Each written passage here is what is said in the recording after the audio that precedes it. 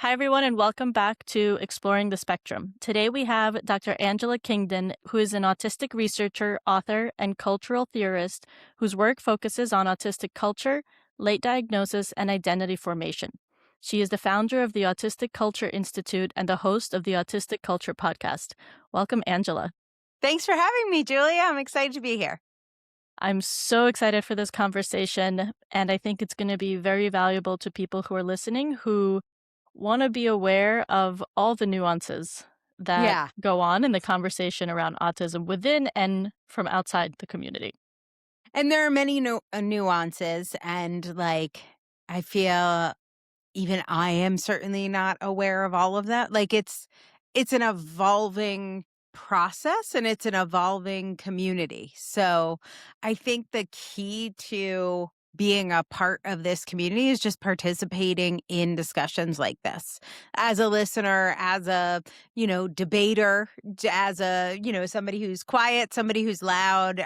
What I want to say is nobody knows. Nobody knows. Nobody's in charge. We don't know. Nobody knows. We're just humans. It's all our first time living. So I think most people in this conversation are doing the best that they can and want good outcomes for everyone. I'm sure there are some bad people in the world, but generally speaking, I think everyone's, we're all just doing our best. It's hard. So I think we're going to get into some challenging conversations. And if people listening are, feeling challenged or threatened or wrong or attacked, I would just say, just keep an open mind. I don't know, you don't know, nobody knows. We're all just trying to make the world a better place, most of us anyway. So, Exactly. yeah. Exactly. And so let's kind of give people a little bit more background on you and how did you come to do the work that you do with the Autistic Culture Institute and the podcast? So I was diagnosed as autistic at 39, but it was early in the neurodiversity movement, early enough that certainly nobody that diagnosed me was aware of it. So I was diagnosed with Asperger's in 2012, October of 2012. At the time, I thought that was a thing that boys got and then grew out of at their 18th birthday or something. I'm not exactly sure what I thought, but I did not think it was a thing that 39-year-old ladies could be diagnosed with. I was very, very shocked by this. And I had on the scale of things, a pretty successful career. So at that point, I had a PhD in communications. I had worked as a university professor, as a ghostwriter. I had made six figures as a writer, which I think, most people don't. Now, to be fair, I was writing about, Windows Server backup software. I was not writing about the most interesting things, but I had a career as a writer. I was the editor of Pen Computing Magazine, which was an early mobile computing magazine. I produced audio for Flight Talk, which was an American Airlines. When you'd get on the airline, there were audio programs you could listen to. And I would talk about how you could have a mobile device, which were not connected to the internet in any way. And I wrote 17 books on the Y2K problem. So, yeah. And the reason I tell you all this is because my job required me to be alone researching things in my own home and writing about them. Now, this becomes really important to understanding my story because I didn't have a lot. I did have a lot of problems as an autistic person, but it wasn't problems that led me to a diagnosis because I had really accidentally created a life in my special interest, full of accommodations with reduced sensory load. So if you're in your special interest, if you love writing and you're writing all day, you're going to be more, I don't care what your neurotype is, you're going to be happier, you're going to be more emotionally regulated.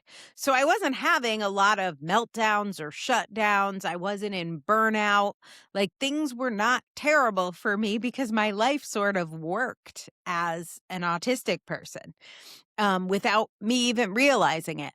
But when I did have to interact with the world, Like, say, go in. Sometimes I'd get a writing project where I had to go into the office. And I tell this story in my book, Am I Actually Autistic? I was in this office. I think this might have been maybe the early 2000s, 2005, something like that. And somebody in another office was whistling. And the whistling came through the ductwork into my office, thereby rendering me completely incapacitated at work. And so I had asked him many times not to whistle. And then I went into his office and had a very loud meltdown where I really believed the HR team would tell this guy, you can't create a disruptive workplace. And instead they fired me. And I was like, hell did I do? He's the one whistling. This is driving everyone crazy. Turns out my reaction was probably not appropriate. So whenever I would interact with the world, I would have challenges that I couldn't make sense of. And so I did what a lot of autistic people do that can do this, which is reduced my interaction with the world.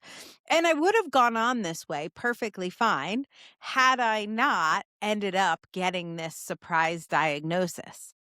When I got the diagnosis, I was like, oh, this explains so much. I must now fix it. Right? That my doctor seemed to agree, and my psychiatrist seemed to agree. My OBGYN, who I'd been with for 20 years, seemed to agree. They're like, wow, yes, you must fix it. And so I was prescribed, like many people diagnosed with Asperger's, cognitive behavioral therapy. It's still the gold standard. It's what everyone recommends. And for the first time in my life, I learned how to mask. So I never needed to know, and this is partly white privilege. This is, that I just happened to pick a job writing, luck, circumstance. I'm just not a good masker, which many women learn this early and are very good at it. I just never had friends. I was alone writing. I wrote my first book when I was 5 years old. I was just always alone writing books. And then it was very impressive. And then I would win awards. I got straight A's. I won award. It looked good. I looked just like a nerd.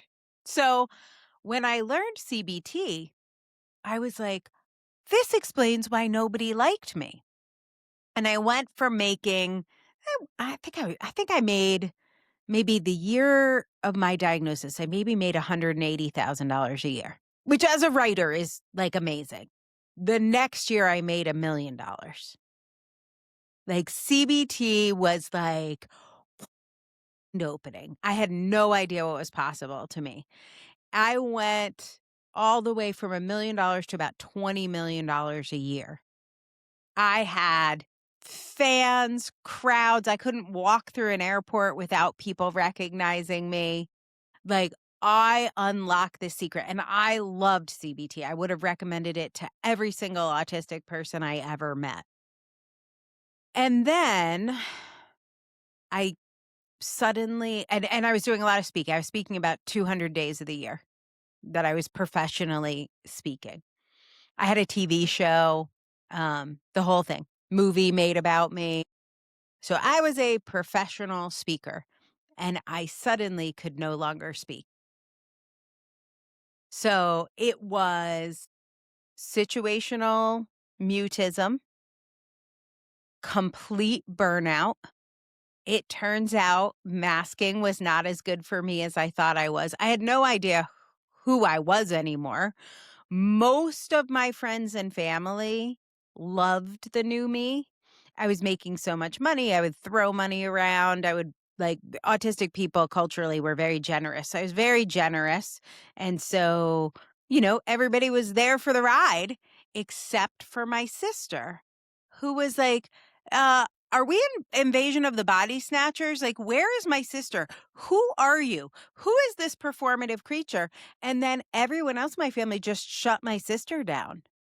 And they're like, she's weird. And they're like, and she was like, she's not weird. This isn't Angela. Don't you remember who Angela is?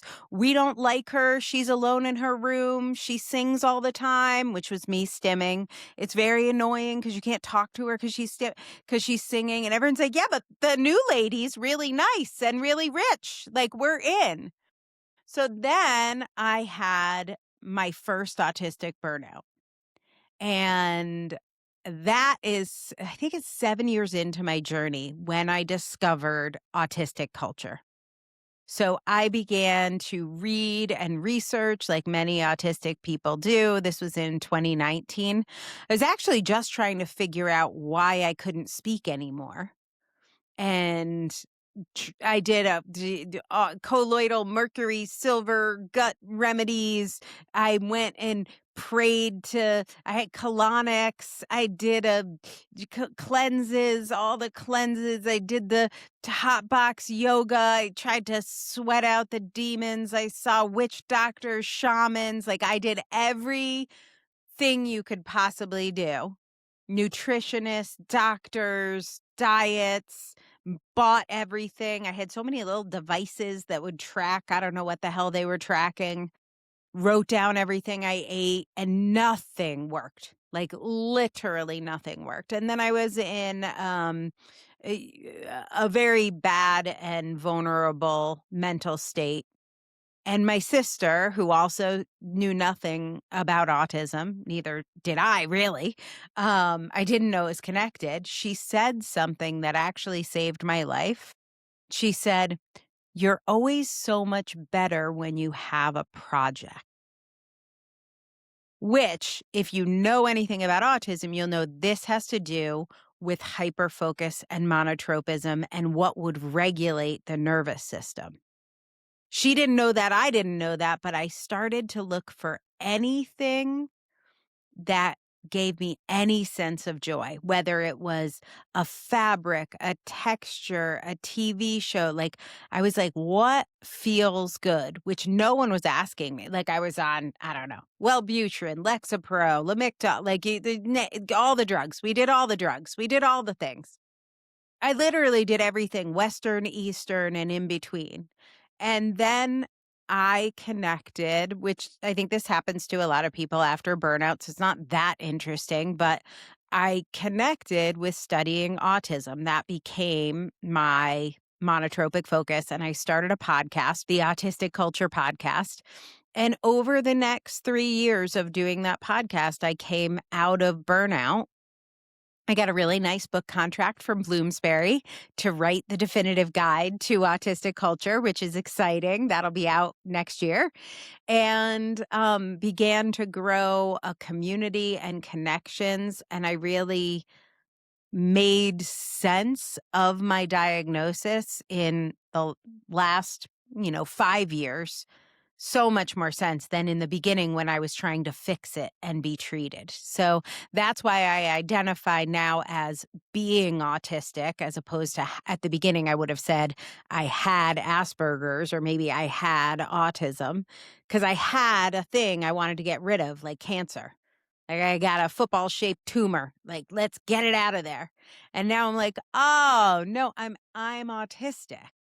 Like, this is who I am. I am also 5'4". Like, I also have brown eyes. Like, these are just traits of who I am, that it's my job to figure out how to create a life that works for me based on the traits I was given.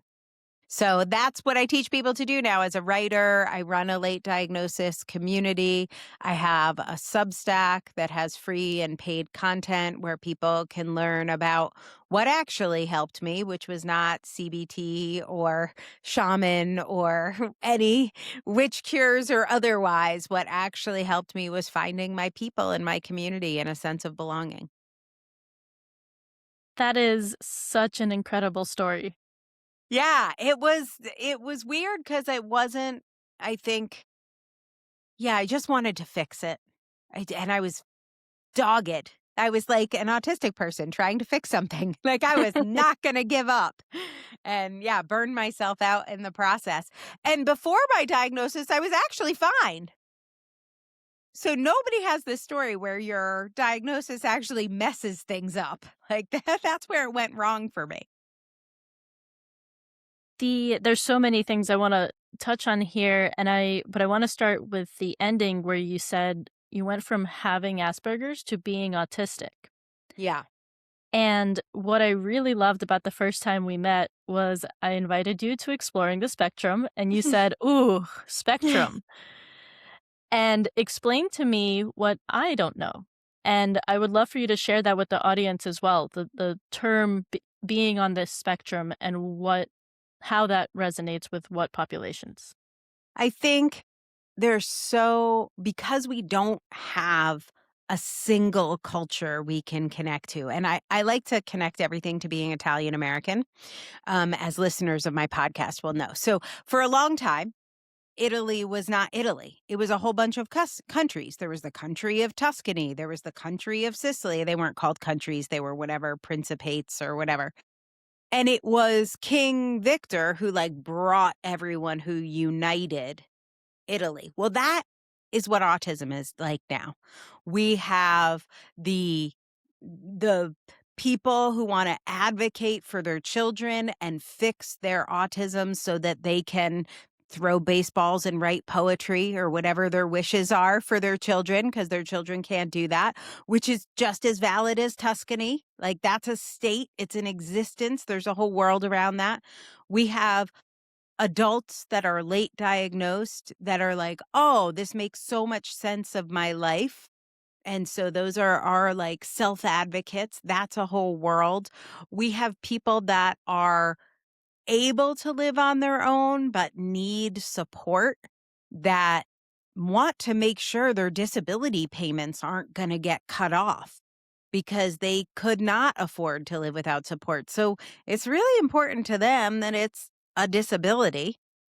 And then we've got like everything in between. There are all these little countries of autism, but there's nothing really connecting us.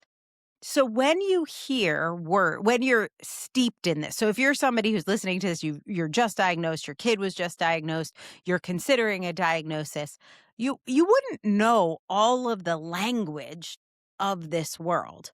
But when I see, after being around for a while now, 12 years, something like that, 14 years, when I see certain words, it indicates to me where people are in their journey or their political perspective.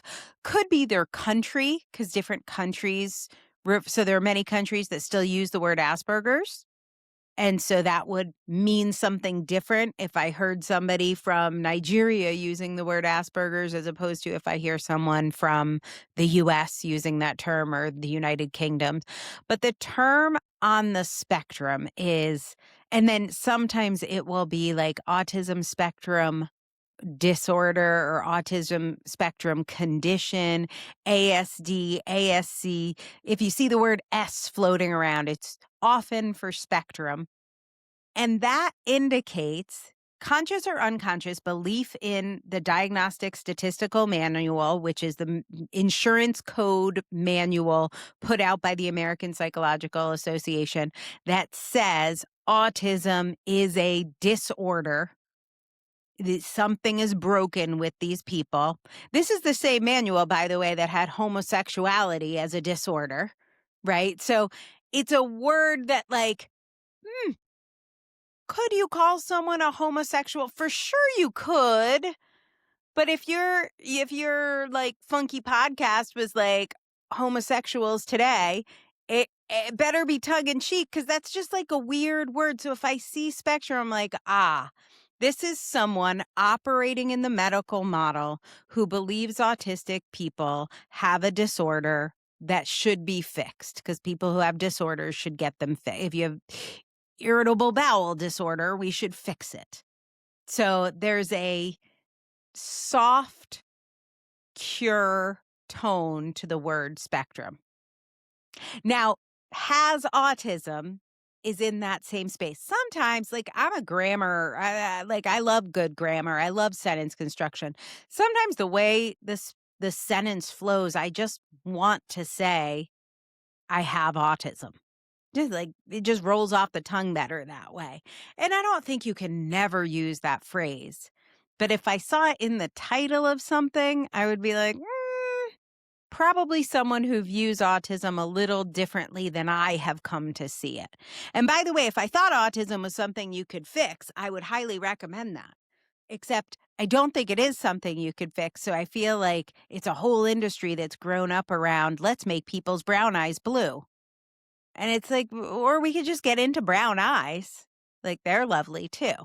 So that was the hint for me. There has been quite a bit of peer-reviewed research, Stephen Kapp among those who have done the research, and Monique Botha, that indicates that 87% of autistic people prefer the term am autistic to have autism. Now, that is of the people who are surveyed. So they are probably more likely to be online because they were probably surveyed online. So they're people who have computers, access to computers, can use them on their own. So start doing some math and you'll see they are probably white and Western because these surveys are in English. So if you're like a non-speaking 7-year-old boy in, rural Uganda, you probably weren't taking a survey online that Stephen Knapp put out there. However, of those who are speaking up, we're like, please call us autistic. I'm like, I don't care what people say because we're not, there is no good research. No one's asking everyone. We don't have access to everything. And if you're listening, you like the term on the spectrum or autistic or has autism or whatever, like whatever people ask you to call them that. And that's what I really came away with. The most important thing is to ask the person that you're talking to, what do you prefer? Yeah. And work from there. And you know what they may say? It's very likely they will say, I don't know, because they have not had this conversation. I think one of the things we do or have done historically as white people in America is we expect every single Black person knows every single thing every single Black person thinks. Like what do Black people like? Like, dude, I cannot speak for a whole people. Like there are millions of us. I am not in charge. No one's in charge. There is no president. So when people do, there are language police out there in the world of autism that will shoot down whatever you do. Certainly I've been attacked. I know many people who have been. The same people who are attacking you have also been attacked. And I strongly believe using the phrase, I am autistic, saved my life. I strongly believe that's the right thing to do. I get information from the words people use. I am, a writer. Like words are important to me. And yet I don't feel like it's helpful to unite our community by having such a strong opinion that I don't want to listen to people with different opinions. And this is a really great time to share with the listeners a little bit about the Autism Wars. The Autism Wars. Yes, they are there. They are very loud right now. They come in a few flavors. So I'll start with America because, America is always the loudest, but it is not ahead. In the world of autism research, I would say Ireland, the UK, to some extent Australia, they are ahead of the US in a lot of ways. However, the US is always the loudest and has the most money. And there is a contingent of people, largely women, who I had a great relationship with when I lost my voice, who have the bleach enemas and the colloidal mercury silver and the no wheat diet, no dairy, pray to some goddess, attribute colonics, these wellness moms, wellness women who I considered myself to be a part of and I believed in all that stuff and I saw results. Might have been the placebo effect. But in any case, I saw many positive results from this world. And these are people that are very loud advocates. They tend to have a lot of money. They tend to not realize it, but they're often autistic too, which is why I connected with them so well. And they have autistic children with a lot of needs, and they are very committed to being the one to help their child.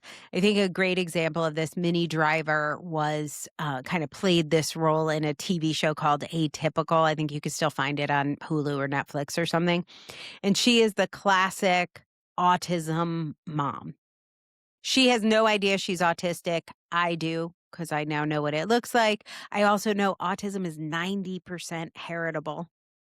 And like I mentioned before, autistic people are like a dog with a bone. Like when we commit to something, we will not let it go. So these women, particularly, whose diagnosis was missed, like mine, are going to get their kids accommodations and they are going to get their kids fixed. And they tend to lean towards more natural cures. These moms have now funded the presidential campaign of RFK, which led to him getting the health role. And he is obligated to keeping them happy and donating because tend to be quite wealthy. And they also supported the disgraced scientist Andrew Wakefield, who put out the study saying vaccines cause autism. We know that's not true. There's been more studies on this than probably anything else in the world. We have a study out of Switzerland with 37,000 twins where we looked at autism in identical twins versus non-identical twins. Identical twins both have autism. Non-identical twins, usually one of them does. Like we know this is hereditary. Like we understand how autism is. Now, your environment can, just like my environment, impacted the symptoms I had. So remember, I had created this as like nice, rich writer, white lady working alone in my house. I had very few symptoms. So your environment, if I had to work in Walmart and, work 2 jobs at Walmart and McDonald's, I would have been getting fired a lot more. I would have had a lot more symptoms. So your environment affects this like anything. This is true of any condition, but these are a very powerful faction. They believe their children have autism and they would like them to someday not have autism. They believe that their kids were probably harmed by vaccines or other toxins because now we have someone to blame, sue, and hope of a cure. If it's genetics, I don't know how we're going to cure it. I mean, I do. It's eugenics. It's not good. So that it would be better if it was vaccines, even though there have been autistic people going back 30,000 years to the first stone tools in humanity. So no vaccines then. So they're on one side of this debate and they're very powerful.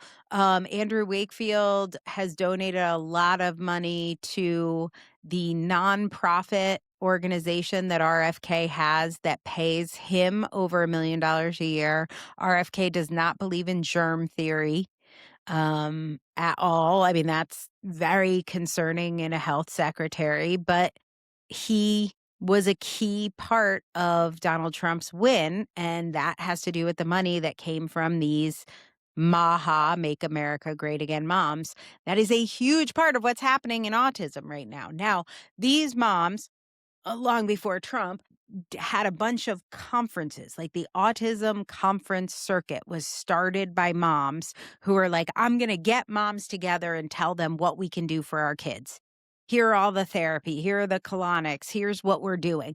These were very powerful events, which got taken over around, I want to say 2019, 2020, somewhere around then, by the other half of the Autism Wars. So the people who are a little more like me, they tend to be late diagnosed self-advocates who figured out they were autistic. They did not know growing up in many cases. They realized how much more sense this made of their lives. They wanted to give back to the community. And they were telling these moms, like, no, that's not what I would have wanted. That's not what would have made my life better. So if I was growing up and I said my shoes hurt, my mom, not my mom, but in theory, my mom made me wear the shoes and I was miserable all day. She should have just created an environment where I could wear whatever ballet flats or socks at school. I should have gotten an accommodation. So they were telling these MAHA moms, these autism moms, things they didn't really wanted to hear. Like they just wanted a normal kid who put their shoes on. So it became very uncomfortable when we kept insisting nothing about us without us. If you're going to have a conference, at least half the speakers should be autistic. Please stop having conferences where you're saying what autistic people want without asking autistic people. And so all the conferences shut down. So I love this because it's like the story of swimming pools during the civil rights. So in the 50s and 60s in America, there was this huge investment in towns and cities to build these beautiful community pools where the whole community could get together and swim. And then after civil rights, they had to let the Black kids swim too, obviously. And so instead of just saying oh, yes, we will accept everyone, they just drained the pools and filled them with sand. So now there's very few towns that have community pools anymore because we didn't want to share. So that's what happened to the autism conversations. They're like, you do have a good point that the speakers should be autistic, and therefore, we're just going to shut down our conferences. And this all happened right around 2020. So the fighting was happening in 2017, 2018, 2019, diversity peer conferences, all conferences shut down for COVID, and then nobody wanted to bring them back. Meanwhile, rise of Trump, rise of RFK, the self-advocates start organizing. So for a long time, we had a couple of events in the U.S. We had Autreat in Pennsylvania, and in the U.K., we had Autscape. They were sister programs that are written about in a beautiful book called Neurotribes, which if you're listening and you haven't read, put that on your reading list. But most conferences for autistic people were run by non-autistic people or people that were autistic and didn't know it. Now, those are just Trump rallies. They're just some sort of MAHA fundraisers. I don't know what's going on there. That's all switched because they didn't actually want to hear from autistic people because we say we're autistic and not that we have autism, and we don't want you to fix us. So those are the two big factions, the self-advocates who are often accused of being too rich, too white, too privileged. We tend to have fewer symptoms that they can see because we have either tools because of our money and privilege or because of differences in how autism shows up for us that they can't as readily see what our support needs are.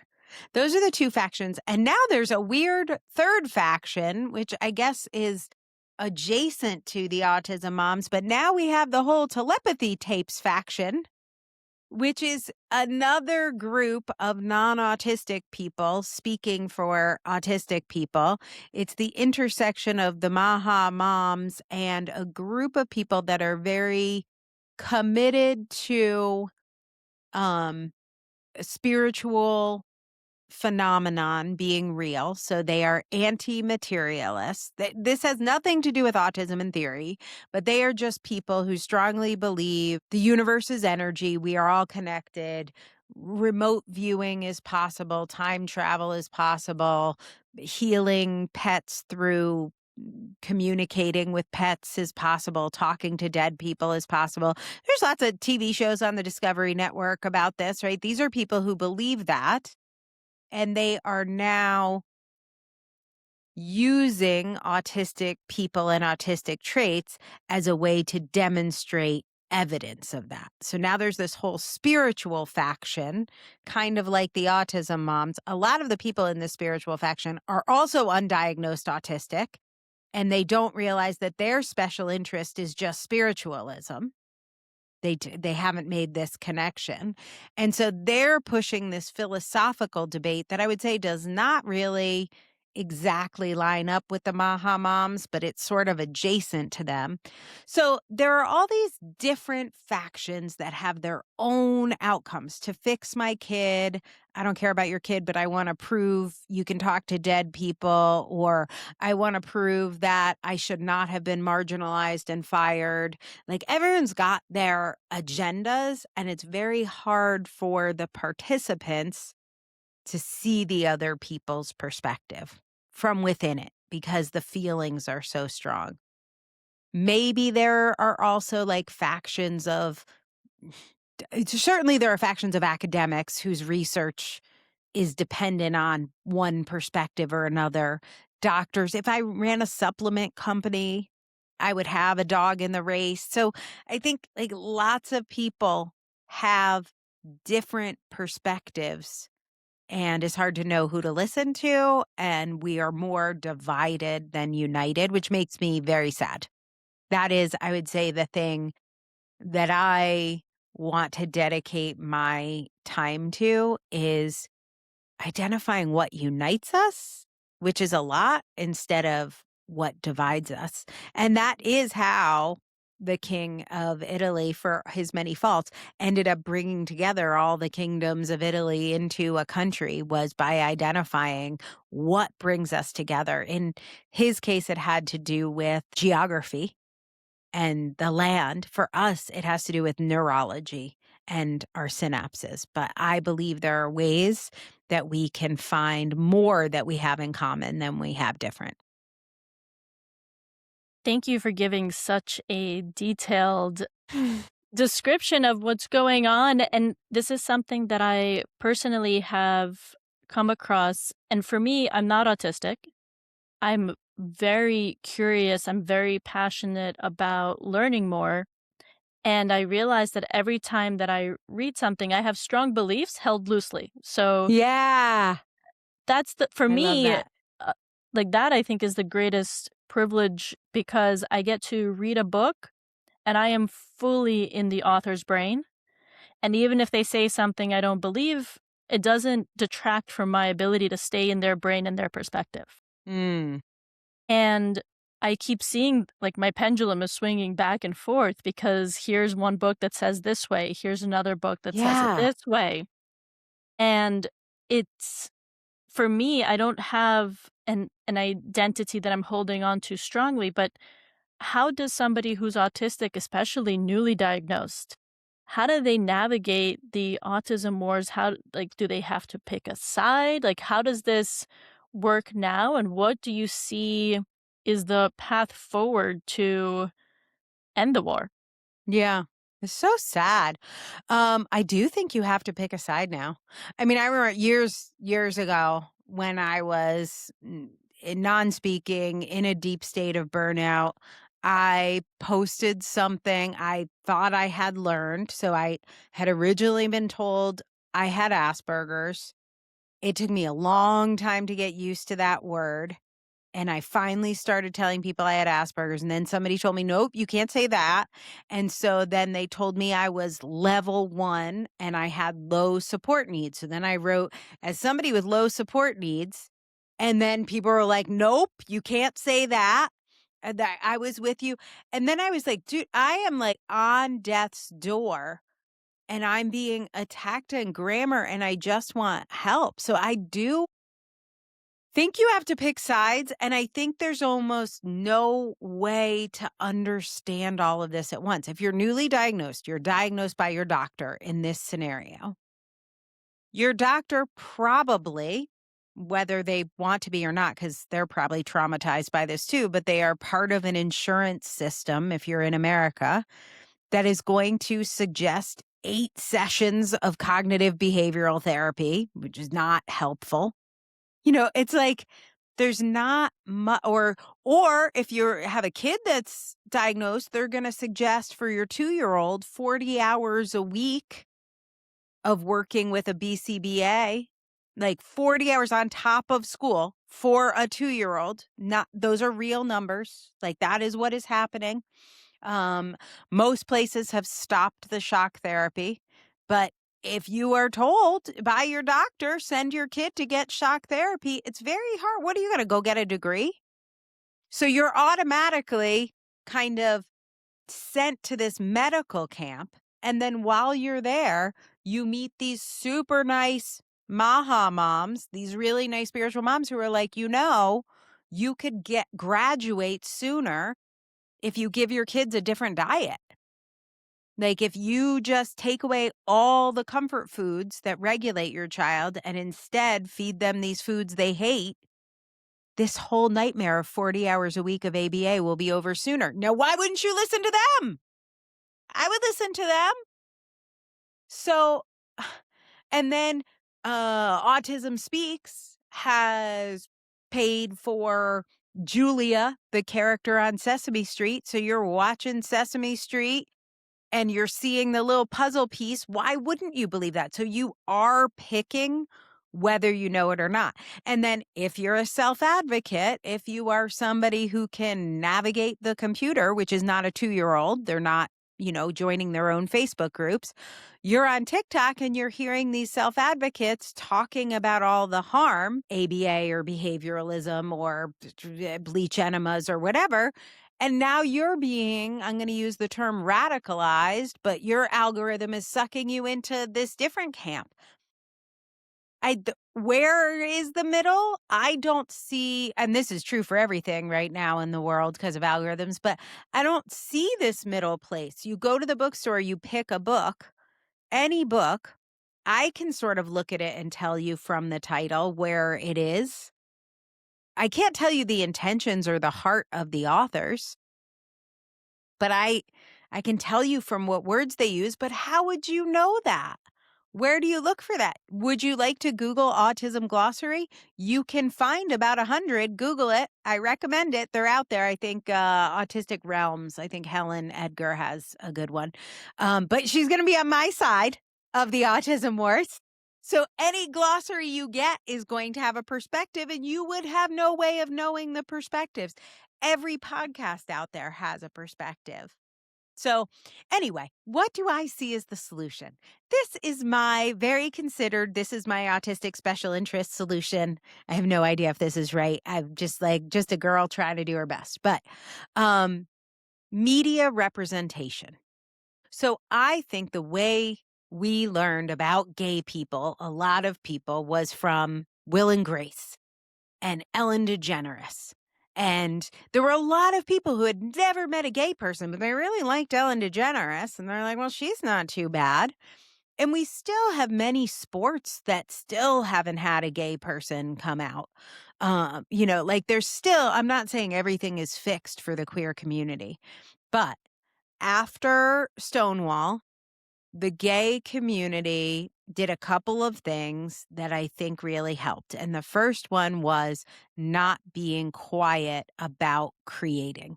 So they had gay pride. There was a lot of drag events. Even if you were totally homophobic, it was still okay to go to drag brunches in the 80s. There was music. There were some people that were out. They were not, the breakthrough didn't happen through debates about therapy options, gay conversion. By the way, gay conversion therapy invented by Ivor Lovaas, same guy who invented ABA, which is that 40-hour a week for 2-year-olds with the shock therapy. Same guy, same success rate too. You're just as likely to convert an autistic person into being non-autistic. If you're lucky, you could convert them into pretending until they kill themselves. You're welcome. But that wasn't what changed it. Screaming on TV, who was it? Tammy Faye Baker, and the whole AIDS, God is punishing the gay people. And then Tammy Faye Baker was supporting, she had somebody with AIDS on her Club 700 Club, the Christians. None of that is what changed it. Popular culture changed it. So my movement, we started back in October. We extended our podcast, the Autistic Culture Podcast, to be a whole network. So it's the Autistic Culture Podcast Network. And we have autistic people creating autistic programming, not about autism. So we have a show about soccer. We have a show about coming of age movies. We have a show about blurred culture. Do you know about blurred culture? Black nerd culture, like think Urkel. It's very Wow. autistic. TJ is the host of that show. It's amazing. We have shows about fish tanks. I believe it is the saltwater, freshwater divide that James will walk you through. And that is where I think the breakthrough comes, is by seeing autistic creators in action in our special interests and realizing, wait, if we do cure autism, which I do think gene editing will be able to cure autism, like I do think that will be possible with the genome sequencing. Right now, there's about 1,800 genes we know that contribute to autism, but if we can somehow isolate them and edit them with AI, and crazier things are possible, and we were to get rid of autistic people, that means the next calculus is not invented. That means AI is not invented, by the way. The next vaccine for the next pandemic is not invented, because vaccines are invented by autistic people. The DNA sequence that was used to eliminate autistic people the next DNA sequence would not be created. Rosalind Franks was 35 years old, undiagnosed autistic woman who was part of the trio of people who discovered the DNA sequencing. So you got to be really sure you want to get rid of us. You got to be really sure that's the right choice, because it's nice to think, well, we'll just get the really bad ones. That's kind of how we ended up with the term Asperger's. But just the really severe ones, we'll just fix that, because that is not how this show goes down. It's going to be really hard to find that line. And I love what you just said about, just focusing on the severe ones. And I'm curious your thoughts. So you talk about the misgeneration, the Yeah. generation of people who are autistic, they didn't get diagnosed. You commented on how the environment plays a big role. And to me, environment is not just being able to be on your own, engage in your special interest of writing. It's also air quality, food quality, soil toxins, whatever they spray the even organic food with, the screens, all of these things that didn't exist for the people growing up in the 80s and 90s. And it's genetic. So I do think that autistic people have been moving us forward Mhm. for like hundreds of years.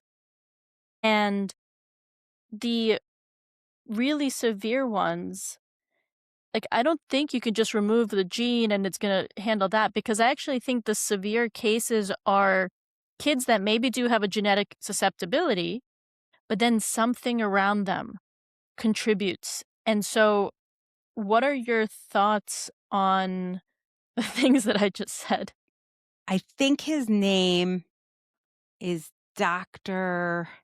I want to say it's Constantine, but there is a geneticist who I have seen speak. But there are a couple of types of autism. I think it's 3 that are single gene determinants, that all 3 of them have intellectual disabilities along with them.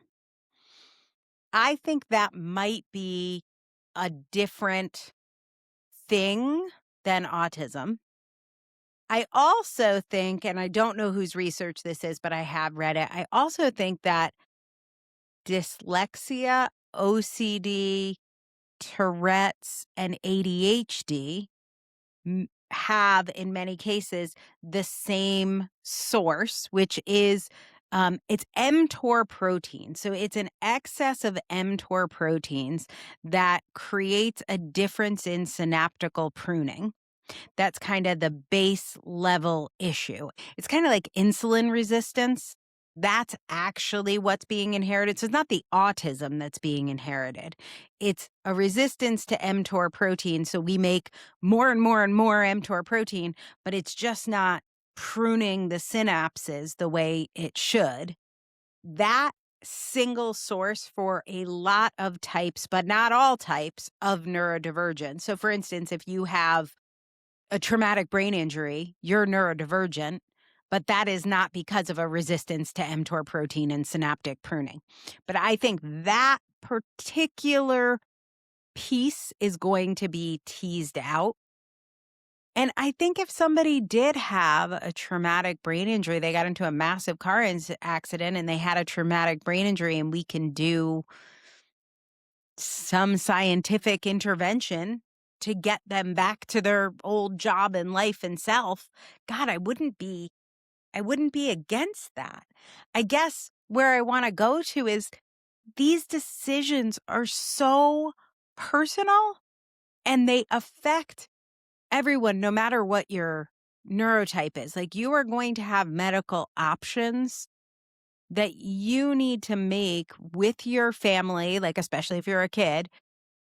You need to make these decisions, but outside of that framework of pathology, so that living an authentic neurodivergent life is a valid option. I also want to make another slight distinction. I think I'm the only one obsessed with this distinction, but I really do think it's helpful.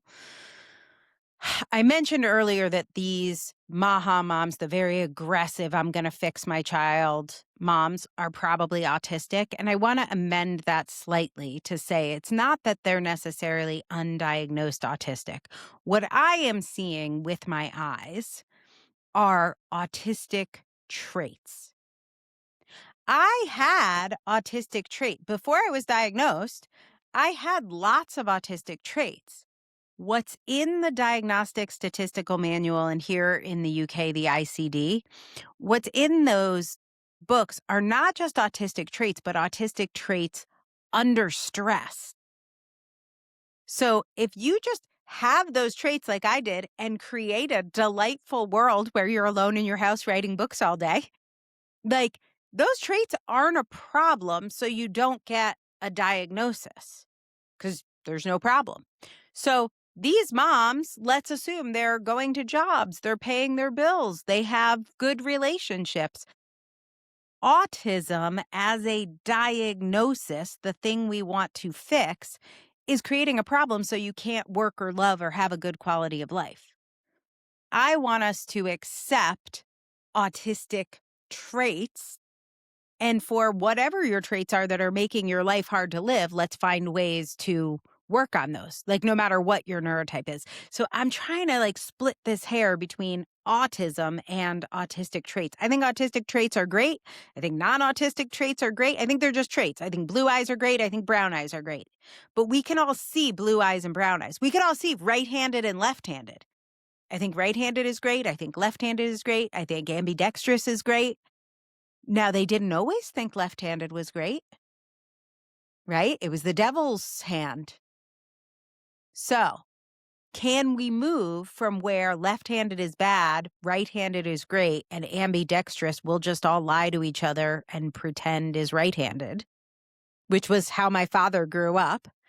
You know, like, he was actually left-handed. He learned to be ambidextrous. Everyone said he was right-handed, so they didn't think he was cursed. Can we just move the conversation to, oh, humans have different traits and they're all good. And then when we have bad things that make it hard for us to, let's say, use the bathroom, let's work on fixing those issues so that whether that's occupational therapy or, maybe we'll have a magical bladder support tool or increased interoceptive pills that allow you to feel when you have to go to the bathroom. Like, let's fix those things while celebrating the trait. Does that make sense? I think it only makes sense to me. No, I'm right there with you because to me, and this is as I was doing my research, I'm like, hold on, many of us have autistic traits. And if I started thinking about women, we have cycles that will change our sensitivity. So certain traits can be amplified at certain times. And we try to like fix it or hide it. And I'm like, that doesn't make us better. That actually makes us worse. So it's this idea of accepting that we are different at different times, owning it and working with it. And with autistic traits, like you said, it's under stress that you have the DSM criteria. Right.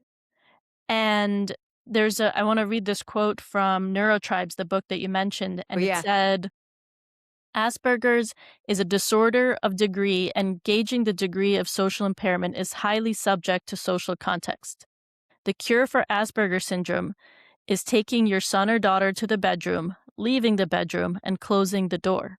You cannot have a social deficit when you are alone. You cannot have a communication problem when you are alone. Repetitive behavior does not annoy anyone when you are alone. All the diagnostic criteria dissolve in solitude. Ah! Wow. Wow, that's a great quote. Isn't that so interesting? Because it's so obvious to see once you say it. And then it's like, well, then what does that mean? What does that mean? Can we have more tolerance for difference? Somehow we have come to tolerate the difference of left-handedness. Like it's not even painful for me. I'll just go out to dinner with left-handed people willy-nilly. That's so Like brave of you. right. It doesn't even, but it was like people would like, you can't marry him. He's left-handed. Like, what? Like, what?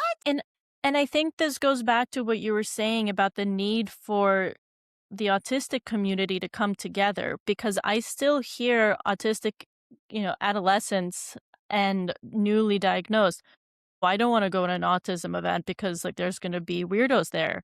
And I'm Hmm. like, "But you can find your people." Right. So like the even within the community there's still stigma around this. So how do you change the marketing? Yeah. Yeah. We have a marketing problem. I really do. Somebody else said that to me. I can't remember where I was at an event or something. And I was like, that really is. I think in that conversation, discuss this might have been at Autscape. I can't remember where it was, but the conversation was around changing the word autism. And then there is a conversation through RFK and the Maha Moms and the next edition of the DSM about this idea of um, adding profound autism. So we used to have all these. The DSM has never known what to do with autistic people. So every edition is just something different. But the irony is the DSM, I think, was written by someone who didn't know they're autistic. And the Neurotribes talks about this, where he was like trained as a therapist, but wasn't able to really figure it out in his one-on-one. So he decided that we need to have a bunch of listed symptoms that all will correlate somehow for something so that we know what to do with it. Right. Instead of just looking at the person in front of you and helping the person in front of you. Yeah. We didn't have the word autism until 1911. Then we didn't have the word autism associated with autistic people until 1943.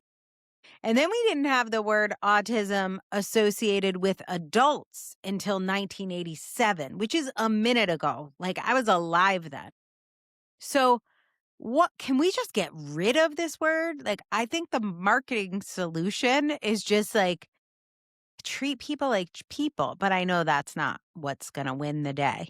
I don't want to like replace it with another word like, ocarinas, because ocarinas have a positive association, because then there'll be like some other word like profound ocarinas. Like what, like, what are we actually saying by the need to define this? Like, I remember growing up, she must have died before I was 10, but I had crazy Aunt Mary. That was how her name was said every time. Crazy Aunt Mary, who was single, one of the things that made her crazy, wore pants, super crazy, dressed in bright colors, and traveled the world solo. Those were the things that made Crazy Aunt Mary crazy. Pretty sure she was autistic. And we called her crazy, or later when I asked what that meant, I was told she was eccentric. Like, that's a good word. That does not describe every autistic person. But, like, I feel like eccentric people often also need better press. But, like, eccentric, we can work with eccentric. Like, so I don't know. What would you, more knowledge, more, I don't know, a famous person? Well, I think what you're saying about the pop culture, Mm, and we see the younger generation are much more open talking about their autistic traits. mm. Almost like pendulum swinging to the other side that everyone's a little autistic, you know? Right. But there's some truth to that because if many of us have autistic traits, it's not that all of us are autistic, it's just we have these traits. So then maybe we stop calling them autistic traits. But I think we struggle with just accepting that people are different. And there's this desire for, especially the younger kids, identity. And then they want to be part of a group. And so it starts to split people and then the algorithm and all of that. So And I don't know. bullying, right? Like bullies, even before the word autism was introduced into the vocabulary, bullies could find autistic people. There's a great story I tell on the podcast. It's the episode called Fairy Tales Are Autistic. It's a story about a bully named Charles Dickens and an autistic man named Hans Christian Andersen. So Charles Dickens he was like Taylor Swift. Like he was a god, a literary god. And he was very prolific and every week would put out another story. It was like watching a soap opera. Like people followed his stories in the penny press. And one of his super fans was Hans Christian Andersen. And Hans Christian Andersen, at this point, had a successful career as a fairy tale writer in Denmark, not too far away.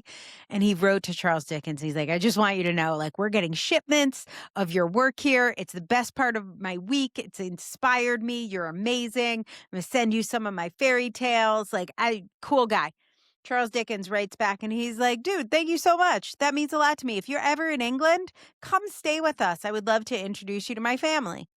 Hans Christian Andersen, the literal trait of autism, is like, if I'm ever in England, why, I'll be in England in 2 weeks. And he then books a flight to England. Then he gets there and he knows Charles Dickens' address because he's been sending him letters. And he's like, dude, we made it. We're here. Like, so psyched to see you. And meanwhile, Charles Dickens is like, oh, I sort of meant like, anyway, come on in. So he gives him a guest room. And Hans Christian Andersen is like, this is clearly my best friend. He has invited me to stay here. I am now staying at his home. We are going to be besties.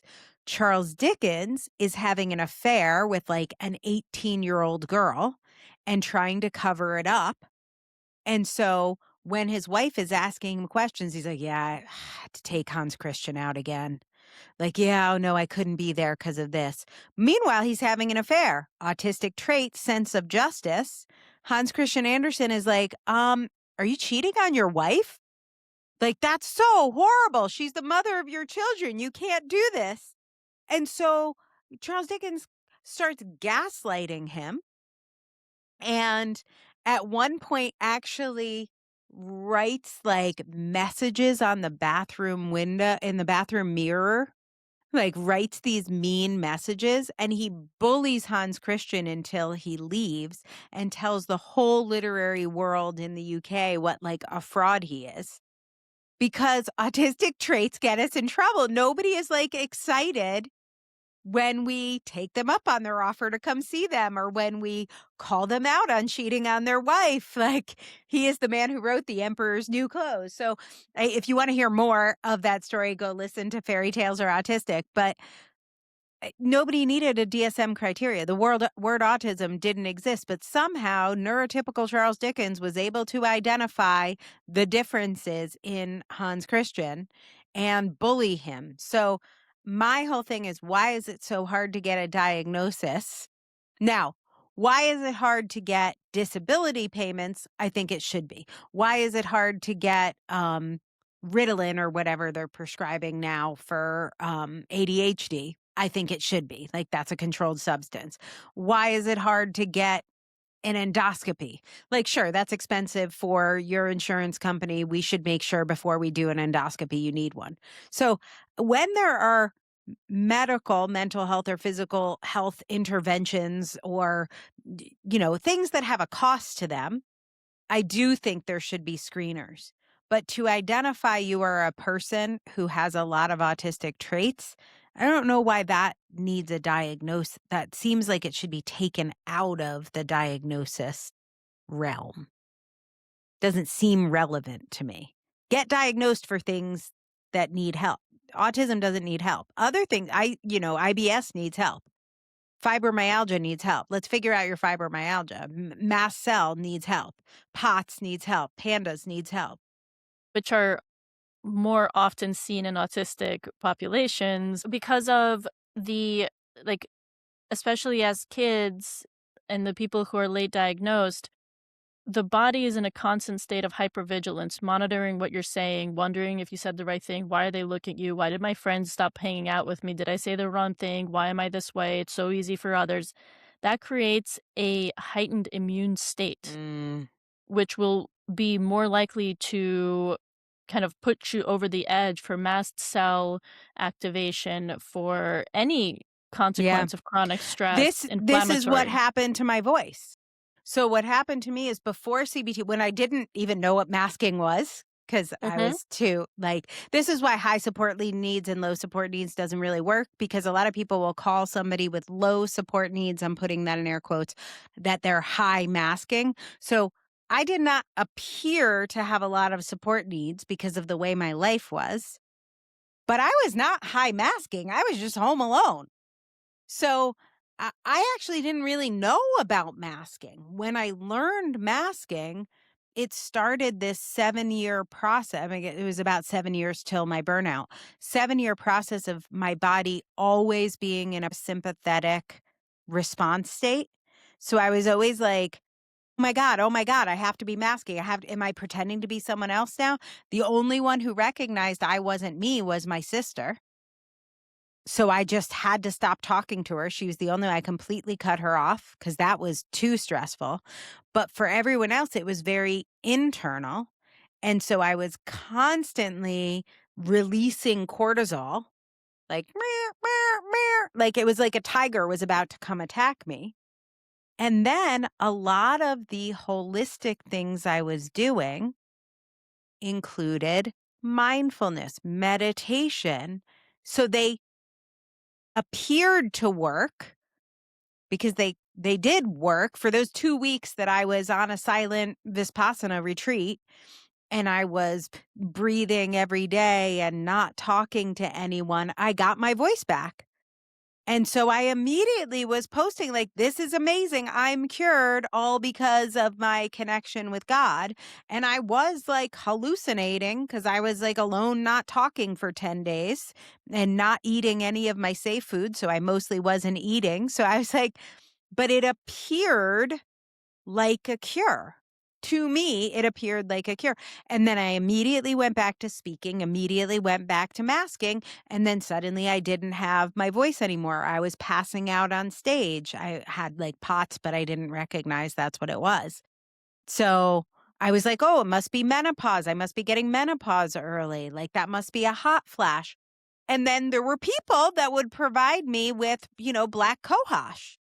And then I would take the black cohosh and then I would feel better, but I probably just felt better because I took some time off that was unconnected. So it looked like all these woo-woo things were working, but really what I had was a body that was just in total, like reactive, high cortisol, adrenaline mode because I had finally learned how to mask and I was doing it all day, every day.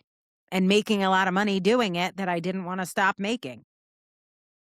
I think that this is a great way to tie in a lot of the things that you said because the I think screening can be so valuable. Like it's not you don't need a diagnosis. You need a diagnosis to get services. You need a diagnosis to get the additional support needs met. But screening can help you like if you screen and it says that you have autistic traits, perhaps that's the moment that a person can say, I am autistic. And now they get Mm. to go find the community of other people where they can unmask, where they can learn new tools, where they can learn the um, nervous system regulation tools that will work, but not to fix their autism, but just to help, like all of us need help, to regulate their nervous systems. And so the work that you're doing to create that community, to create the network of people being able to be authentically themselves, I think that's a really great starting point for anyone who's on this just got diagnosed or is like, am I actually autistic, like your Mm. book? Yeah, I think that's like the cultural stuff I talk about seems like why does it matter if Freddie Mercury had autistic traits? Like it seems so frivolous, but it is through our special interests that we connect. And that is the same reason for masking. Like these are just parts of the way being hypersensitive. So we experience 42% more input when we are at rest. So we are hypersensitive. All of our senses are going at the same time, which is why we like things more. Star Trek, Queen, whatever, name your band, your special interest. And so if you connect with people who are also super fans of that thing, you will find that you can, it's called co-regulating, but your nervous systems when you're together will calm down because you're talking about something you like, so that's not being discouraged or it's not a reward. You are with people who understand your bottom up processing. So you're talking about Freddie Mercury's shoes and how that changed his posture, which changed his voice. And everyone else is rolling their eyes because they're like, really, his shoes? But now you have somebody else who wants to listen.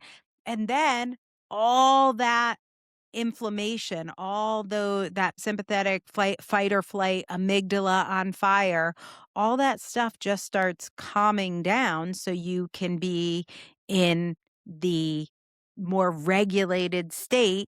And then you might be able to eat something you can't otherwise eat.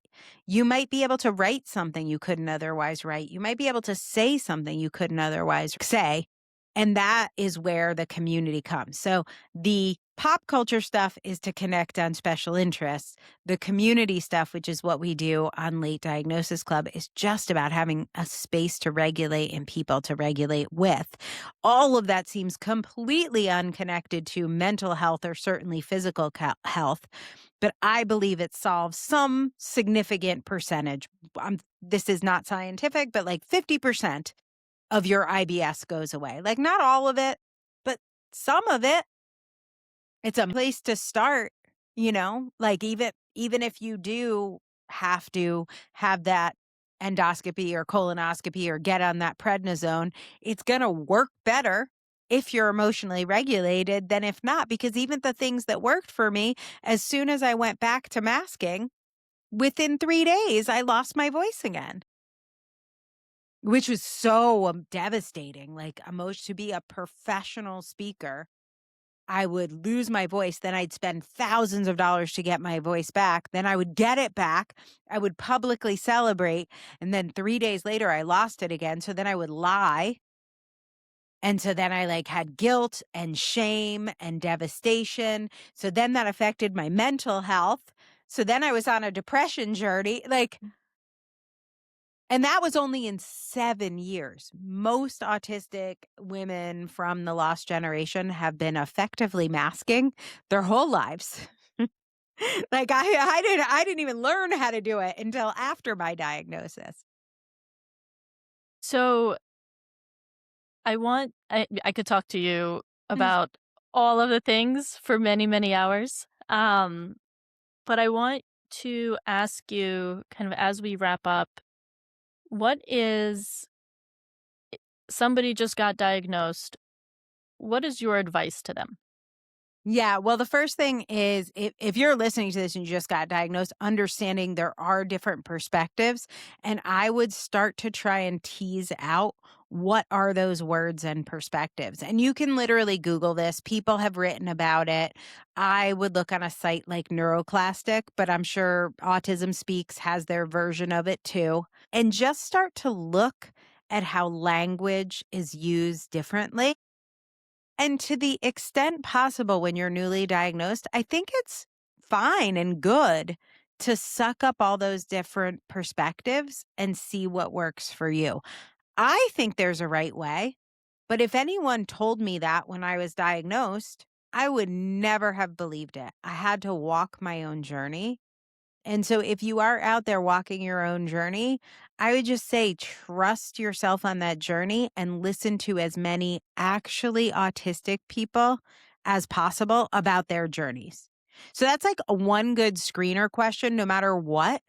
After you're diagnosed, ask everyone if they're autistic, every one of your like medical practitioners. So if you get assigned to a therapist, whoever it is, go to them and just say, "Oh, I'm curious. Are you autistic?" If they are not autistic, they will almost certainly answer, "No, but my cousin is." That is a red flag. So if they just say no, that's actually a green flag. If they say yes, it's a green flag. If they feel the need to tell you they know a little boy, their best friend, their cousin, their sister, who's autistic, like red flag, maybe see if you can schedule with a different healthcare practitioner.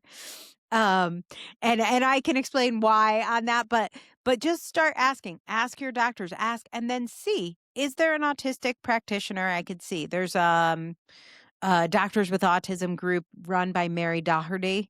It's a great group. I also have found the Ehlers-Danlos Society has a full list of medical practitioners that goes beyond physical therapists. So they have massage therapists, they have primary care, they have OBGYNs. Look, just try sampling autistic practitioners. Same thing with yoga. You go to yoga, great. Ask if your instructor is autistic or if they have an autistic instructor or even a neurodivergent. A lot of people are more open about being ADHD. Look for neurodivergent practitioners and see what clicks differently for you. You don't have to ask anything else. If they're not out, it doesn't matter, but people are out, and hearing from neurodivergent people, whatever the thing is, a dentist who is autistic versus a dentist who has sensory sensitivity practice. Like there are a lot of dentists now that have autism care. My dentist is one of them, and I appreciate her very much. That's great. That's awesome. Like, I don't know, could be good, could be bad. It is different than a dentist who says they're autistic. Look around for neurodivergent practitioners and just see how different that feels. I think that's my number one piece of advice. Thank you so much. And how can people find you and get involved in the communities that you are creating for the Yes. population? Thank you for asking. So our Substack is absolutely free. It is autisticculture.substack.com, or you can go to autisticculturepodcast.com. It'll take you to the same place. All that is a newsletter. We publish podcasts. So we publish dozens of podcasts. We publish articles. We publish books like my book, Am I Actually Autistic, which has our home assessment. We have our autistic culture quiz. We have autistic culture merchandise. So all of that, the hub for all of that is hosted by a website, which is called Substack. That's what hosts everything. You can subscribe for free and you'll get emails and updates and everything. There is a paid version. And if you upgrade to the paid version, you get to hang out with us all, co-regulate with us all. We have a book club. We have a writing circle. We have member info dumps. We do workshops. We do live events. And so if you want to participate in that, there's a small monthly fee, but no one is ever turned away. So if you want to join the paid group, but you can't afford it, just let us know. Somebody will sponsor you for a scholarship. So we would love to have you in the community, free or paid. Angela, thank you so much for joining us today. It was such a privilege to have you on. Thanks for having me.